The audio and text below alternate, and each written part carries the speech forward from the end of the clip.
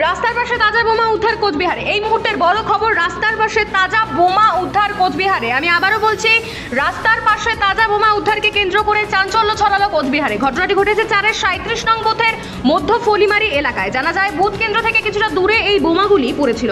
পরবর্তীতে পুলিশ এসে বোমাগুলি উদ্ধার করে নিয়ে যান। অভিযোগ, তৃণমূল আশ্রিত দুষ্কৃতীরা এই ঘটনা ঘটিয়েছে।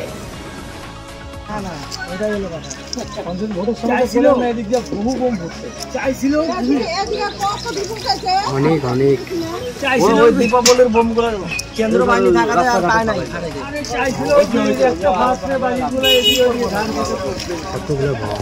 দীপাবলি করছিল না। আচ্ছা, একটা ছেলেটা উপরে উঠো।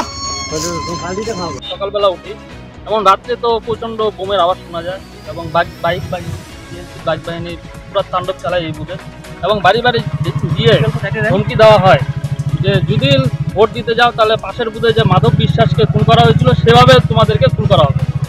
এবং সেই কারণে আমরা রাত্রে কোনো দিকে কোনো বাইর হই নাই এবং সকালে যখন আমরা বাইর হই ভোট দিয়ে দেওয়ার উদ্দেশ্যে তখন এই আমরাই বোম দেখি রাস্তায়, তখন পুলিশকে জানানো হয়েছে এবং ধান খেতেও পাওয়া গেছে।